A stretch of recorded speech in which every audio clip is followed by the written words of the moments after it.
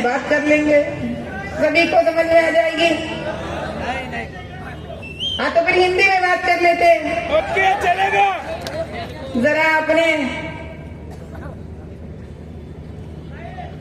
छोटे शेरवानी बड़े शेरवानी भी सुन लेंगे।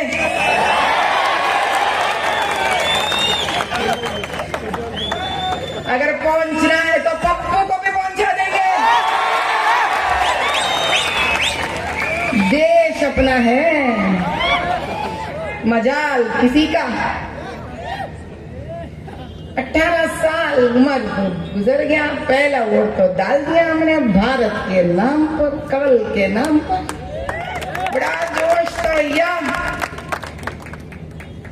उसके बाद पढ़ाई, अंग्रेजी पढ़ाई, ठीक ठाक अंग्रेजी में बात कर लेते थे हम। अब आप तो समझोगे। बच्चों, नौजवानों, सुनो मेरी बात। अंग्रेजी में कुछ नहीं रहा, बोगस है पूरा। हमसे बड़ा कोई बाप निकलता, वो बोलता है तेरा अंग्रेजी बेकार है। कोई ना कोई बाप हमारे लिए तैयार बैठा रहता है जो बोलता है तेरे अंग्रेजी सही नहीं है।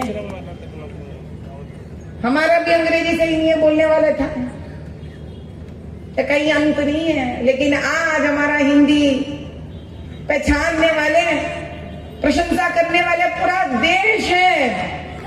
देखो, मातृभाषा राष्ट्रभाषा का ये है प्रशंसा।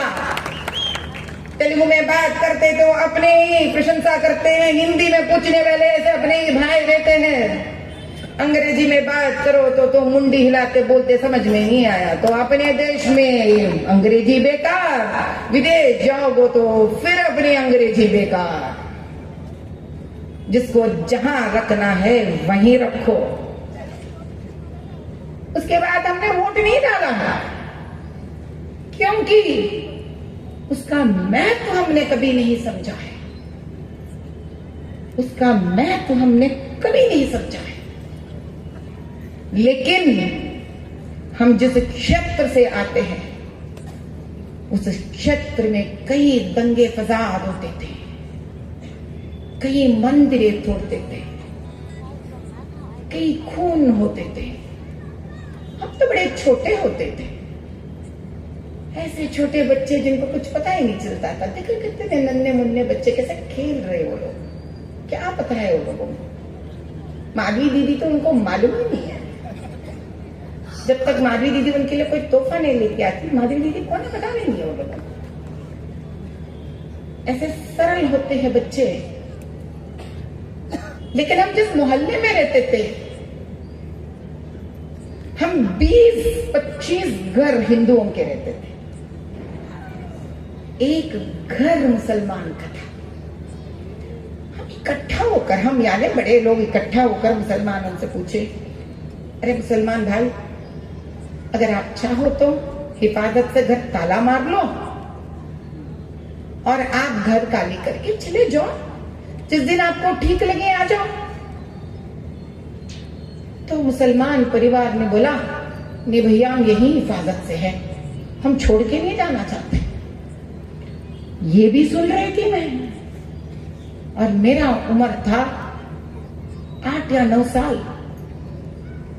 मेरे बगल के घर में और 6 साल बढ़ गए हमारे उम्र। मुसलमान परिवार था जो कांस्टेबल का काम करता था। छोटे उम्र के पति पत्नी थे, तो जो जब निकलते थे बाहर, बहुत बड़े थे हमारे पिताजी, तो हमारे पिताजी के हिफाजत को बोलते थे, चाचा जी कभी घर में करंट जाती है तो जरा मदद कर देना, आपकी बेटी को जरा फ्यूज लगा देना चाचा जी। तो एक दिन ऐसे करंट गया और वो वहां के बगल के वाली वो औरत चाचा जी चाचा जी चाचा जी रोते हुए चिल्लाने लगी। समझ में नहीं आया मेरे पापा को, भागे। मुसलमान और औरत भाग के बाहर है, एकदम ऐसा मेरे पापा को पकड़ के रोते हुए नीचे गिर गई।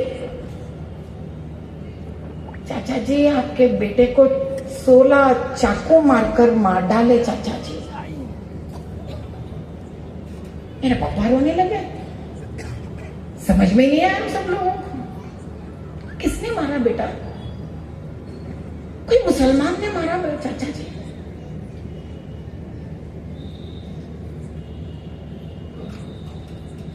ऐसे ही ऐसे ही ऐसे ही ऐसे ही। सच्चाई तो ये था कि किसी मुसलमान ने उसके पति को मारा, लेकिन अफवाह फैलाया गया था कि किसी हिंदू ने मारा। क्यों? क्योंकि ऐसा सरकार बन रहा था बार बार बार बार बार बार बार बार, जो इस प्रकार के अफवाह फैलाने में माहिर थे, शातिर थे। और ऐसे सरकारों को हम जैसे लोग वोट, अच्छे सरकार को हम जैसे लोग वोट नहीं डाल रहे थे और कोई और उनको वोट डाल रहा था।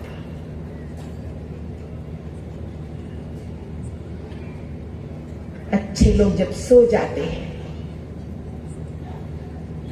और गलत लोग जब गलत लोगों को वोट डालते हैं तो भारत बिक जाता है, बट जाता है।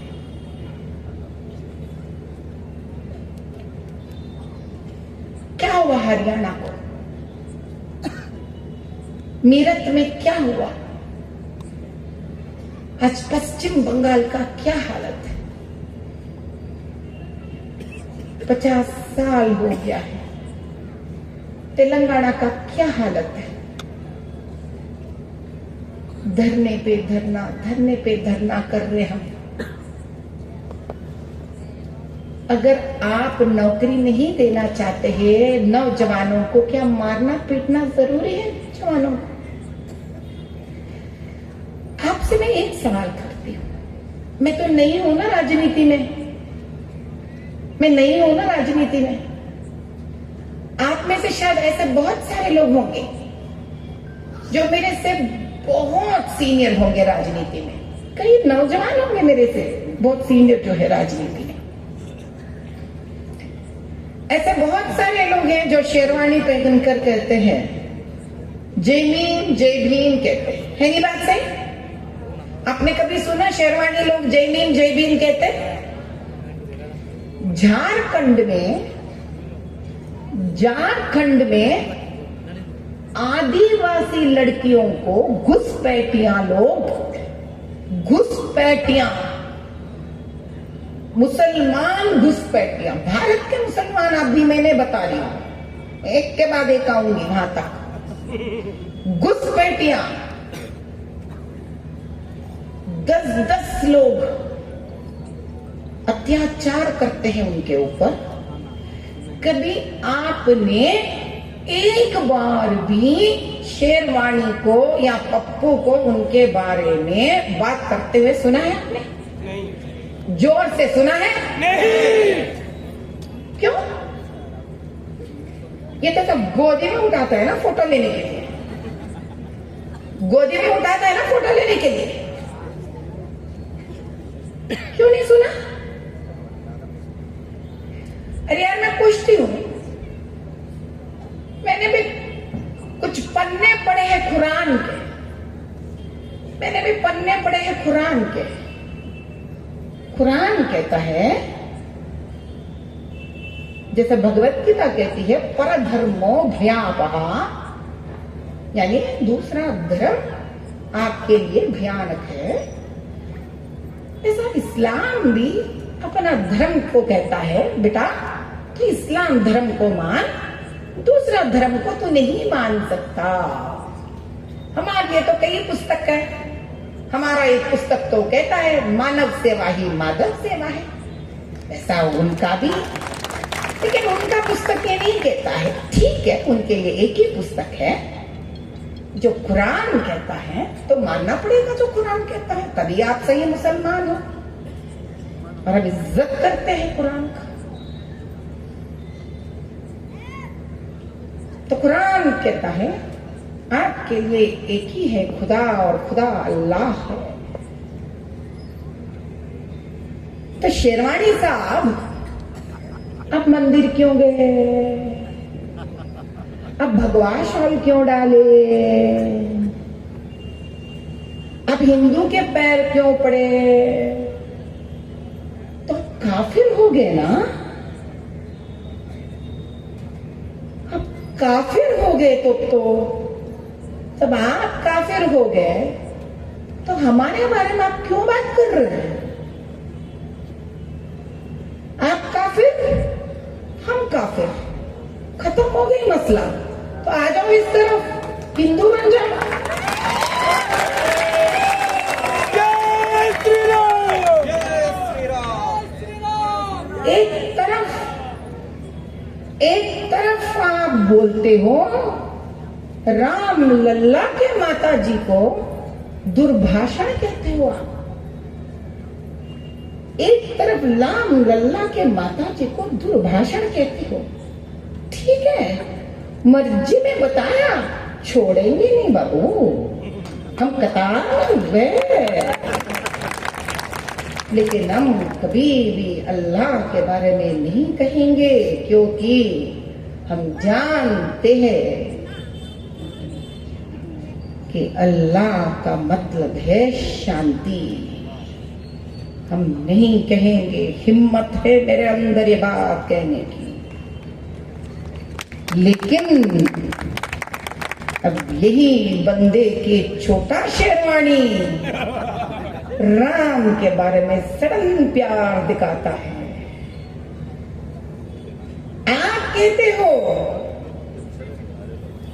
परसों मैंने सुना है औरंगाबाद में ऐसे ही कुछ बोलते हो छोटे शेरवानी को,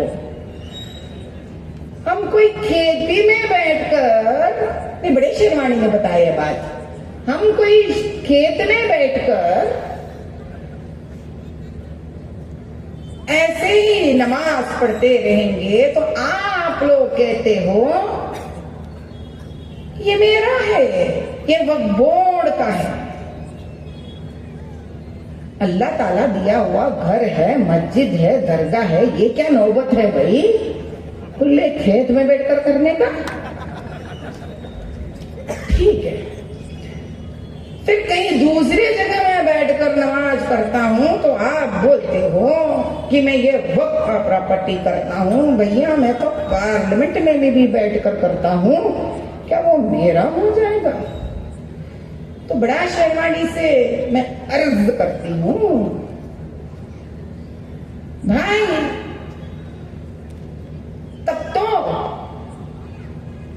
हैदराबाद पुरानी बस्ती में वक्फ बोर्ड के शमशानों में से किसके दादा परदादा के मुर्दे उठकर शादियां मना रहे हैं कि शीश महल खड़े हो गए वहां पर। पसमंदे को, जिस पसमंदों का जागीर है वो, वक्फ बोर्ड का जमीन है वो, आज वहां पर इमारत खड़ा कर दिया तुमने, तो कौन से मुर्दे उठकर शीश महल इमारत बनाए वहां पर? दिखाओ मैं उसका खाता, दिखाओ उसका खाता तुमको। पहले उस वक्फ बोर्ड का खाता को बाहर निकालो। ऐसे कितने वक्फ बोर्ड के जायदाद हैं पुराने बस्ती में जो पसमंदों के हैं। पसमंदों का मतलब मानते समझते हो तुम लोग? मुसलमान के दलित, मुसलमान के दलित जिनका है वो जागीर, जिनका हक है वो, जिनको वो पैसे मिलना चाहिए, उन वक्त जमीनों को ये लोग बेचकर उसके ऊपर प्रॉपर्टीज के ऊपर बिल्डिंग बनाकर, इमारतें बनाकर पैसे बनाए ये लोग पप्पू के पार्टी से मिलकर। तब तो भैया जिस दिन तुम पार्लियामेंट मेरा बोलोगे, न हिंदू न मुसलमान न ईसाई न जैन न बौद्ध सब मिलकर लटका देंगे शेरवानी का सिर। वैसा तो हिंदू ने हमारा रिवाज है, जिस दिन गृह प्रवेश करते हैं ना, बाहर लटकाते हैं हम। उस दिन एक होकर दिखाएगा भारत, उस दिन एक होकर दिखेगा भारत। पता है आपको, पता है आपको, 50 सालों से तो उसी का सरकार चल रहा है भाग्यनगर में, लेकिन आज भी भाग्यनगर का भाग्य नहीं खुला। किशोर गृह, जानते हो ना किशोर गृह क्या है? जुवेनाइल होम, यानी जो छोटे बच्चे 16 साल के अंदर जो गलत काम करते हैं उनको जेल में जब डालते हैं उनको किशोर गृह कहते हैं। 75% मुसलमान के बच्चे हैं उनके अंदर,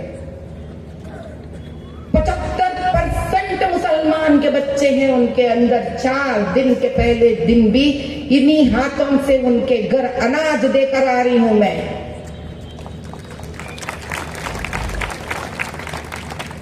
जिस देश में कवल गिरेगा उसी दिन इस हाथ से हिंदू के घर भी अनाज बटेगा, मुसलमान के घर भी अनाज बटेगा। लेकिन जिस दिन हिंदू कटेगा उस दिन हिंदू के घर भी अनाज नहीं मिलेगा, उस दिन मुसलमान के घर भी अनाज नहीं मिलेगा।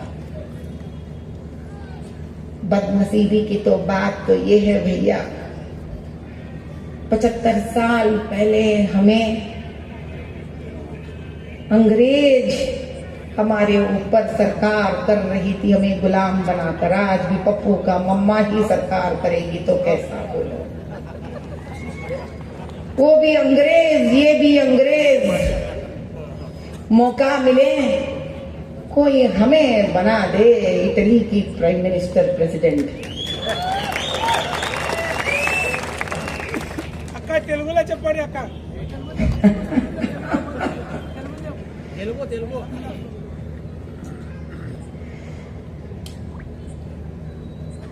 దేశమంతా వింటుందంటన్నా, తెలుగులో చెప్తే సగం దేశం వింటది, సగం దేశం ఏమైపోవాలి చెప్పు.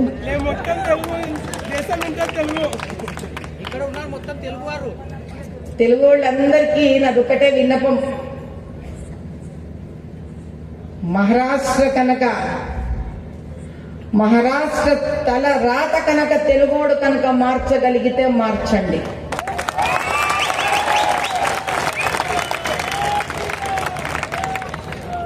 తెలుగోడు ఎక్కడికి పోయినా కూడా అల్లూరి సీతారామరాజులాగా తయారవ్వాలి. తెలుగు స్త్రీ ఎక్కడ నిలబడినా కూడా రాణి రుద్రమదేవి అయి నిలబడాలి. 5 గంటల సేపు కూడా నేను ఆ బండిలో ఇంత దూరం మీకోసం ఎందుకు వచ్చిన తెలుసా? నా అన్న తెలుగువాడు మహారాష్ట్ర తలరాత మార్చాలని వచ్చిన.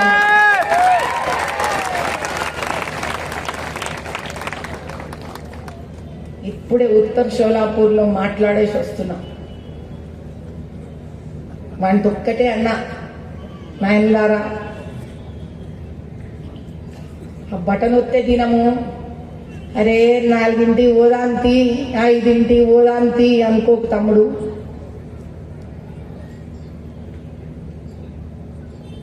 పప్పు షేర్వాణి చాలా దొంగలరా నాయన. దొంగ దొంగ వీడియోలు తీస్తారు, ఏం చేస్తారో ఏమోరా తండ్రి. 500లకు కొనుక్కుంటారో తెలీదు, 700లకు కొనుక్కుంటారో తెలీదు, 1000 రూపాయలకు కొనుక్కుంటారో తెలీదు, 2000లకు కొనుక్కుంటారో తెలీదు. అరే మీకు ఇంకో కొత్త మాట చెప్పాలి, మా దగ్గర నుంచి 30 మంది కార్పొరేటర్లు 5000 మందిని ఇడకు తోలిండంట స్వామి శర్వాణి. ఏ అబద్ధం కాదు, ఇది నిజం. 4 రోజులైంది. ఔరంగాబాద్ అంట, సెంట్రల్ ముంబై, నాకైతే నాకు పేర్లు ఎడకించి తెలుస్తుంది. దాని తర్వాత ఈ సెంట్రల్ షోలాపూర్, ఇంకో 2 ప్లేసెస్ కి దోలిండంట. ఔరంగాబాద్ లో ఆజాద్ కాలేజ్ అని ఏమన్నా ఉన్నదా? అట్లా నేను అన్ని ఓపెన్ చెప్పేస్తా, ఇంకా పరగడదు.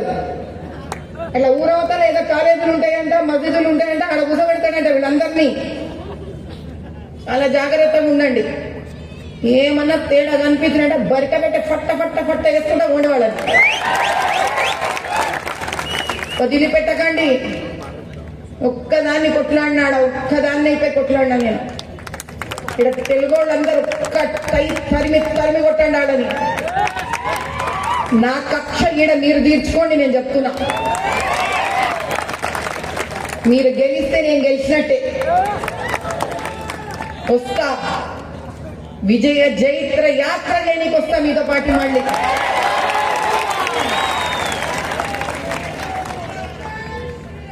రామచంద్రుడు అంటే ఏంది తెలుసా? రాముడంటే ఏంది తెలుసా నాయన? రాముడంటే రాముడిలాగా ఆలోచించడం అయ్యా,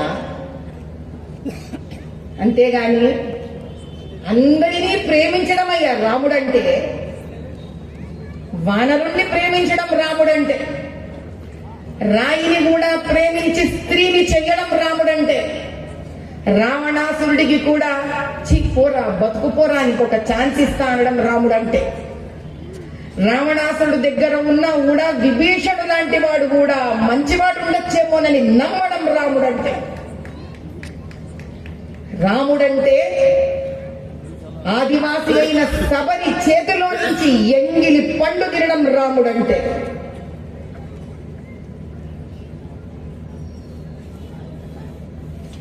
రాముడంటే అరణ్యవాసి అయిన ఆంజనేయ స్వామిని ఆలింగనం చేసుకొని ఆయన గుండెలలో బతకడం రాముడంటే. అది రాముడంటే. అటువంటి రామ తత్వం ఎవరిలో ఉంటుందో, అటువంటి రామ తత్వం ఎవరిలో ఉంటుందో అటువంటి వ్యక్తి రాజవ్వాలి. అటువంటి పెద్ద ఆయన ఢిల్లీలో కూర్చొని ఉన్నాడు అక్కడ. అంతేగాని విభీషణుడు రావణుతో ఉన్నాడు కదా, నేను రావణుడికి ఓటేశాడా? వేయలే.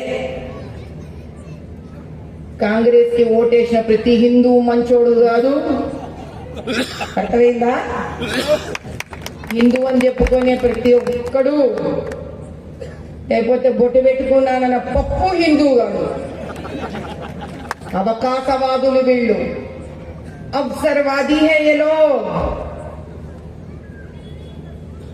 अपना प्लेट पिराते हैं ये लोग। तो मैं कहती हूं पहले तो इस धूल को समझो, भारत की मिट्टी को समझो। गिल्ली डंडा खेला है कभी किसी ने? गोली खेला है कभी किसी ने? पतंग चला है कभी किसी ने? क्या खेला है पप्पू किसी दिन यहाँ पे? कभी रॉकेट छोड़ा है हाथ से? नहीं ना, थोड़ा चला है हाथ से। मेहनत करना पड़ता है, छाले आना पड़ता है हाथ में। हमने किया है ये काम, आपने किया है ये काम। मेहनत का हाथ ही मेहनत को समझता है। एक भूखा पेट ही भूखा पेट को समझ सकता है। अरे मैं एक सवाल करती हूँ आपसे, जवाब है तो जो मुझसे, ऐसा कौन सा जागीर है भैया जो मोतीलाल नेहरू जी ने छोड़ के गया कि कुछ तो प्यारा अभी तक खाते खत्म नहीं हो रहा है? नेहरू जी ने नहीं कमाया, जेल गए। इंदिरा जी ने नहीं कमाया, जेल गए। राजीव जी ने नहीं कमाया, राहुल जी ने नहीं कमाया, सोनिया जी ने दहेज नहीं लाया। आज भी खत्म नहीं हुआ है, बढ़ गया है। बेचा तो नहीं ना कहीं? सोचो, खोलो इसको। ये बात आज सिर्फ आपकी नहीं है, ये बात नौजवानों की है, ये बात बच्चों की है, ये बात गर्भवती स्त्रियों की है, जिनके गर्भ में अर्जुन पल रहा है, अभिमन्यु नहीं। ऐसे पद्मव्यूह में उनको फंसाना नहीं आप लोग, ताकि अभिमन्यु बाहर ना निकले। अर्जुन को सिर्फ जन्म देना आज से भारत में, ताकि वो अंदर भी जाए, पद्मव्यूह से बाहर भी निकले। वही है हिंदू धर्म, वही है सनातन धर्म। क्षमा करने का बड़ा दिल है हिंदू को, लेकिन इतना बड़ा दिल को अगर आप रखना चाहते हो, ऐसा क्षमता भी हाथ में रखकर पालन करो, सरकार बनाओ पहले, ऐसा राजा को वहां पर बिठाओ जो ज्ञानी है, जो योगी है, जो मोदी है। आप समझ रहे होंगे ये क्या है, किसी का भजन कर रही है। सत्य है भैया, ये तो जो सत्य है वो नित्य है। हमारा ही उदाहरण लीजिए, हमने कभी उनको देखा ही नहीं है, हमने 1 रुपया नहीं दिया है किसी को, फिर भी हमको युद्ध लड़ने का मौका मिला है। इससे ज्यादा जीता जागता हुआ सत्य क्या चाहिए आपके सामने? इदे सत्यम इदे नित्यम। ఈ రోజు ఆకాశం సాక్షిగా, నేల సాక్షిగా, పంచభూతాల సాక్షిగా ఛత్రపతి శివాజీ ఆత్మ సాక్షిగా, అమ్మవారి సాక్షిగా అందరికీ ఒకటే మాట చెప్తున్నాను. ఏ దేశంలో అయితే కమలం వికసిస్తుందో ఆ కమలంలోనే సాక్షాత్తు మహాలక్ష్మి అధిష్టానం వహిస్తుంది.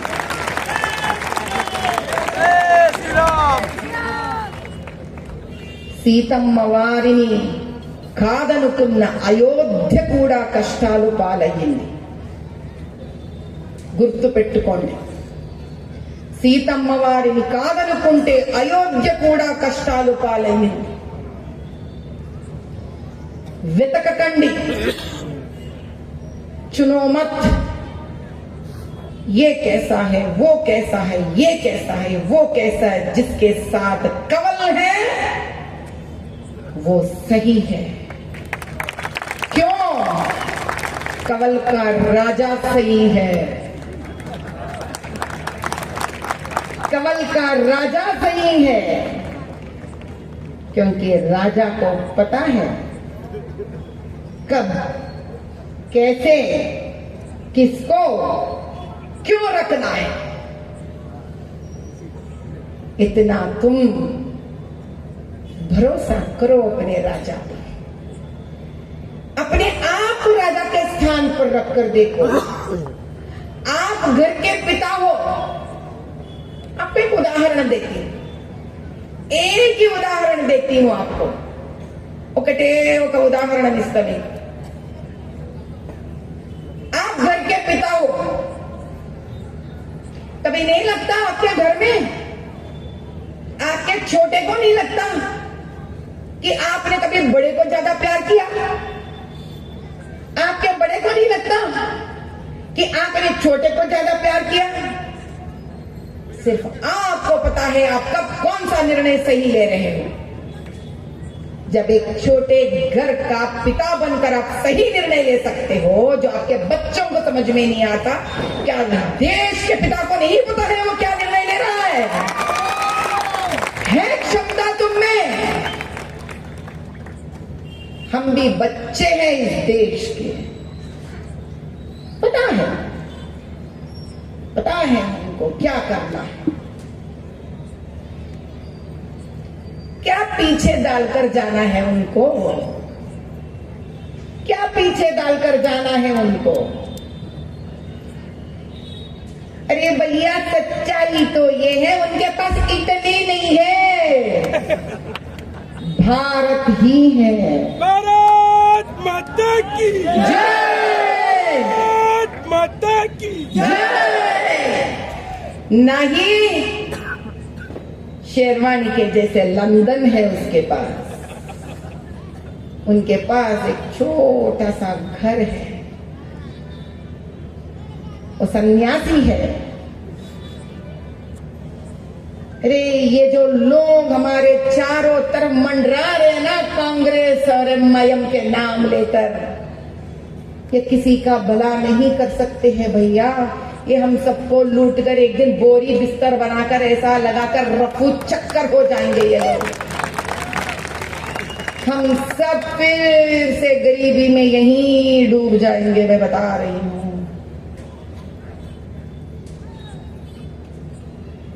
आज के लालच में मत डूबो,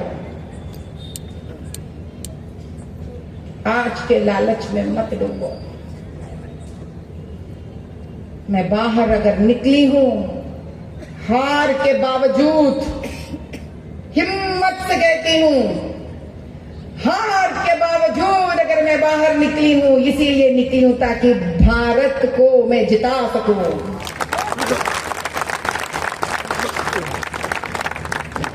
मैं भगवान को आज भी प्रणाम करती हूँ कि हे भगवान, तू बहुत बड़ा है, तूने मुझे हार दिया है। अगर तू न हार देता तो इतनी बड़ी सच्चाई मेरे सामने कभी नहीं आती। प्यार है मुझे मेरे हार से, धोखेबाज है ये लोग, सतर्क रहना, धोखेबाज है ये लोग। कभी हिम्मत है तो आके गलियों में अगर फिर सकते तो आके फिरो तुम लोग। बंगाल तो कई सालों से उनके हाथ में है, तो क्यों है गरीब मुसलमान। बांग्लादेश तो कई साल उनके हाथ में है, क्यों है वो लोग गरीब। क्यों चाहिए भारत, क्यों घुसपैठिया बनकर भारत के अंदर भी जा रहे हैं लोगों को। पाकिस्तान क्यों है गरीब, इसका मतलब है ये लोग कभी अपने आप को अमीर न बनने देंगे। ये लोग जो खुद के कौम को अमीर न बनने देंगे, वो लोग हमको क्या बनने देंगे भैया, नहीं बनने देंगे ये लोग। जब हम राज करेंगे, हम भी अमीर बनेंगे, इनको भी अमीर बनाएंगे हम लोग।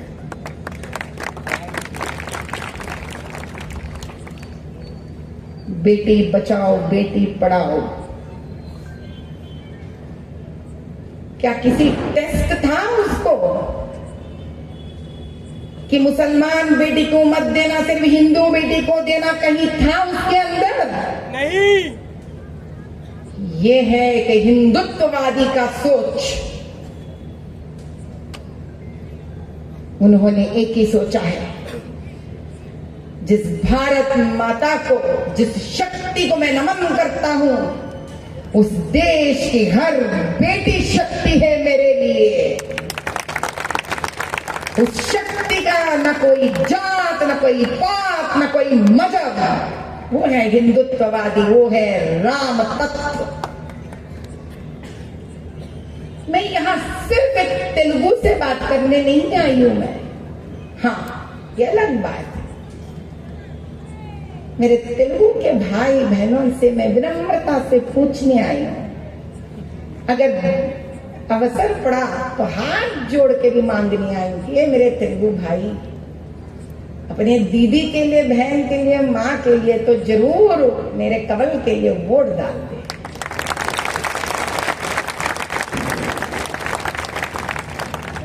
जैसे पुराणों में भिक्षाटन करते हैं, अम्मा भिक्षाम देही, मुझे कते ही दुख नहीं है, बड़े गर्व से मैं कह सकती हूँ भिक्षाम देही, क्योंकि ये भारत के लिए मांग रही हूं, आज महाराष्ट्र के लिए मांग रही हूं। आपके बच्चों के लिए मैं भिक्षाटन के लिए आई हूं मैं महाराष्ट्र को, शोलापुर को। मेरा भिक्षाटन से अगर महाराष्ट्र का तकदीर बदल सकता है तो बार बार मैं भिक्षाटन करूंगी आपके सामने।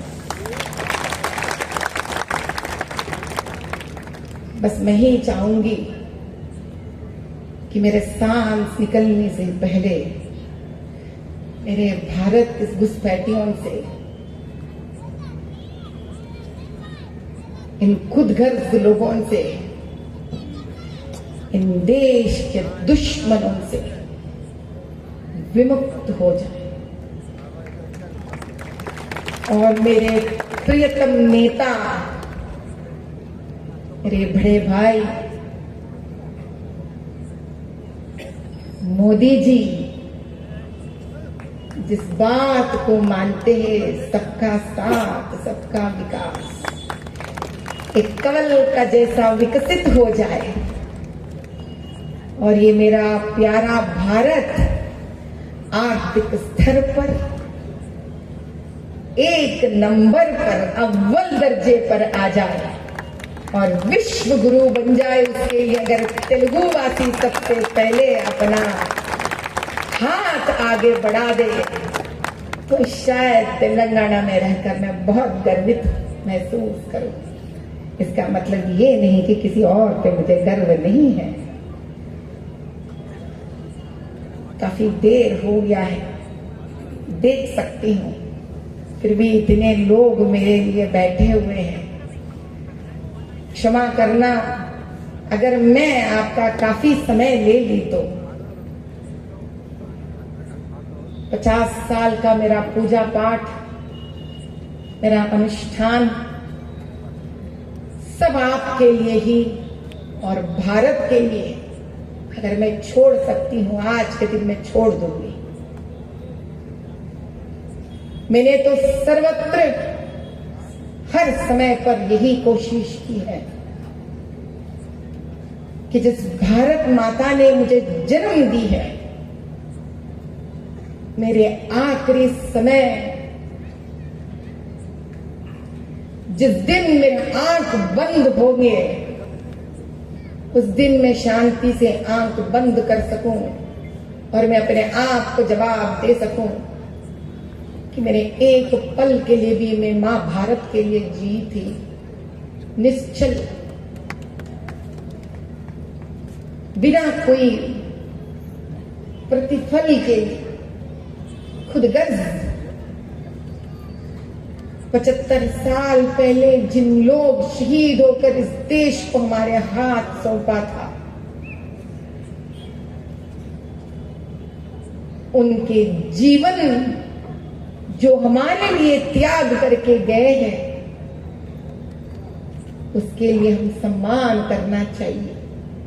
और एक बार इन घुसपैठियों, पप्पू जैसे घुसपैठियों के हाथ कतई ही मत देना भाइयों,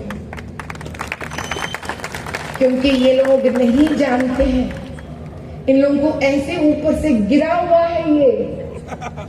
ये ऐसी जायदाद है जो बिना मेहनत के आया है, तो इनको बेचने में कोई दिक्कत नहीं होगी, कोई दिक्कत नहीं होगी। आज आप ऐसे जैसे बैठे हो ना, क्यों बैठे पता है आप आज से? क्योंकि आप देश को प्यार करते हो। आप मुझे नहीं, मेरे अंदर के देशभक्ति को प्यार करते हो, इसीलिए बैठे हो आप।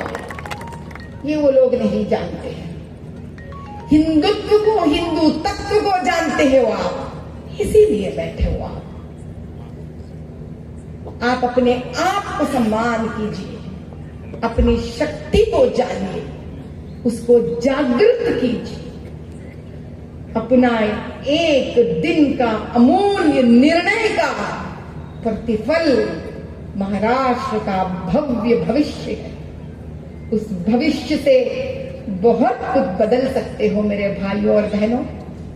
हे मां शक्तियों, आप स्वयं जीजाबाई हो, अहिल्याबाई हो, आपके हाथ में हर निर्णय है। मैं बस आपसे ही आग्रह करके जाती हूं, निकल पड़िए उस दिन, मतदान करिए, कमल को हर घर में स्थापित कीजिए और दिखाकर रहिए संगठन में शक्ति है। जय बोलो।